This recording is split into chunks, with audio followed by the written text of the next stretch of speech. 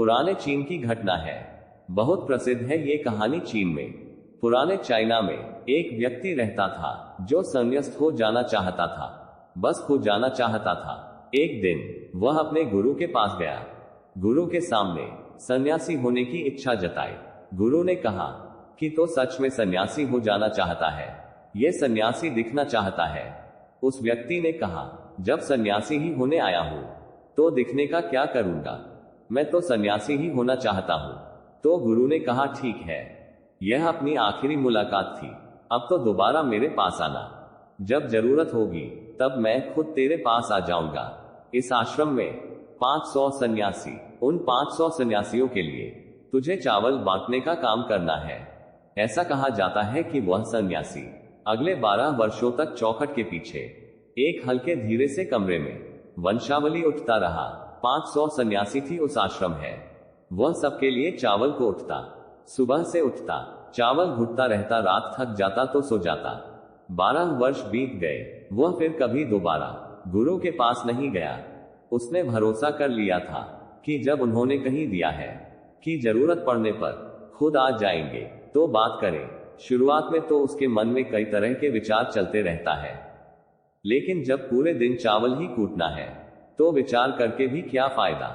धीरे धीरे उसके मन से विचार भी विदा होने लगी। वह बस सुबह उठने से लेकर रात सोने तक चावल ही घुटता रहता है। जब गुरु ने कह ही दिया था कि तुझे चावल ही टूटना है तो बस सारे प्रश्न गुरु ने कहा है तो सही कहूं। 12 वर्षों तक चावल कूदते कूदते उसके मन में विचार आनी बंद हो गई। मन एकदम शांत और खाली हो गया। ना कोई विचार है, ना कोई अड़चन, सीधा सा था। सुबह उठता, चावल टूटता रहता, रात होती है तो सोचा था। पिछले 12 वर्षों से यही उसकी दिनचर्या बन चुकी थी। विचार मुक्त होकर वह बस अपना काम करता रहता। 12 साल बीत जाने के बाद गुरु ने घोषणा की कि मेरे जाने का समय आ चुका है। जो भी व्यक्ति मेरा उत्तराधिकारी बनना चाहता हूं, वो आज रात मेरे कमरे की दीवार के बाहर 4 पंक्तियां लिखी जाए, जिसमें जीवन का सत्य उजागर हो, जिसमें उसका और उसके विचारों का सत्य उजागर होता हो। लेकिन यह विचार उसके खुद के होने चाहिए, यह उसका खुद का अनुभव होना चाहिए। यह घोषणा हुई, सभी से डर गए, क्योंकि गुरु को धोखा देना आसान न था। शास्त्र तो सभी शिष्यों ने पढ़ रखे थे, लेकिन सभी शिष्यों में से जो सबसे बड़ा विद्वान था, उसके साहस जुटाकर गुरु के कमरे की दीवार के उस रात 4 पंक्तियां लिखी। उसने लिखा कि मन एक दर्पण की तरह है, जिस पर धूल जम जाती है। धूल को साफ कर दो तो धर्म उपलब्ध हो जाता है। इस धूल को साफ कर दो तो सत्य अनुभव में आ जाता है। सुबह गुरु था, उसने देखा तो चिल्लाया, ये किस मूड नहीं मेरी दीवार खराब कर दी, उसे पकड़ के मेरे पास लाओ। पर वह विद्वान थे, लिखकर राठी भाग गया था। वह डरा हुआ था, क्योंकि यह पंक्तियां उसकी नहीं थी। उसने एक बड़ी शास्त्र से इन पंक्तियों को चोरी किया था। इसमें उसका खुद का होना था। शब्द अच्छे तो थी, लेकिन उनमें प्राण नहीं थे।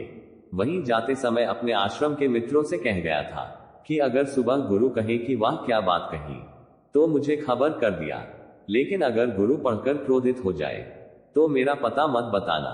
सारा आश्रम चिंतित हुआ कि सुंदर भजन तो है, वचनों में क्या कमी है।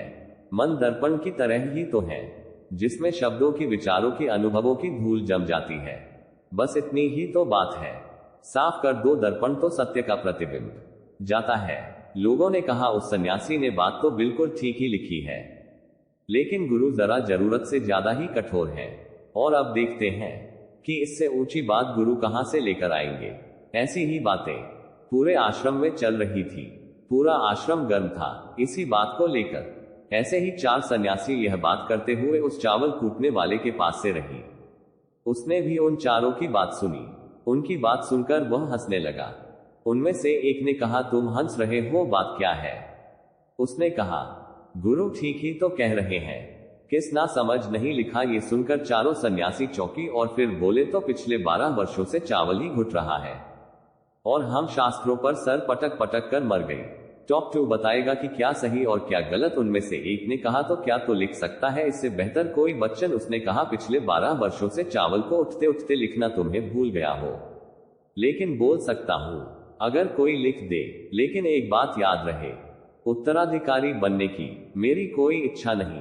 अगर इस लिखने की वजह से मुझे उत्तराधिकारी बनना पड़े तो मैंने काव्या उसे लिखवाना भी नहीं। फिर उन चारों ने कहा, अरे तू बोल, लिख लेते हैं। उसने लिखवाया। कहा, लिख दो जाकर। कैसा दर्पण, कैसी धूप, न कोई दर्पण न कोई हूं। जो इसे जान लेता है धर्म को उपलब्ध हो जाता है, सत्य को उपलब्ध हो जाता है। आधी रात को मुझे उस चावल कूटने वाले के पास आए और कहा, अब तो यहां से भाग जाओ, वरना ये 500 कुछ डालेंगे। यह मेरा चोगल है, तो मेरा उत्तराधिकारी बनना चाहिए या ना बनना चाहिए, इससे कोई फर्क नहीं पड़ता, तो मेरा उत्तराधिकारी है। मैंने तुझे ही अपना उत्तराधिकारी माना गया, लेकिन अब तो इस आश्रम से भाग जाओ, क्योंकि यह तुझे जिन्हें न देंगे ये सब बर्दाश्त नहीं कर पाएंगे। कि एक चावल फूटने वाला सत्य को उपलब्ध हो गया, आत्मज्ञान उपलब्ध हो गया, और ये शास्त्रों पर पीटते रह गई, इसलिए तो यहां से चला जाए। ये कहानी यही समाप्त होती है। विचार शून्यता के संदर्भ में एक बार गौतम बुद्ध रही अपने एक शिष्य मौलकुच से कहा था कि जिस दिन तुम्हारे दिमाग में विचार उसने बंद हो जाएंगी, उस दिन तुम सत्य का अनुभव करोगे, तुम खुद को इस ब्रह्मांड को समझ पाओ। और यही बुद्धत्व प्राप्ति का पहला कदम है। मन के विचारों को शांत करने का एक तरीका जो बौद्ध ग्रंथों में बताया गया है, वह खुद के विचारों पर ध्यान देना, अंदर क्या चल रहा है, कैसे विचार उठ रहे हैं, इसका बड़ी सावधानी से निरीक्षण करते रहना। और इसका मतलब यह नहीं है क्यों अपने विचारों को दबाना, उन्हें रोकना शुरू कर दी। अगर आप ऐसा करेंगे तो विचारों के फैलाव की तीव्रता और बढ़ जाएगी। आपको बस अपने मन को देखना है।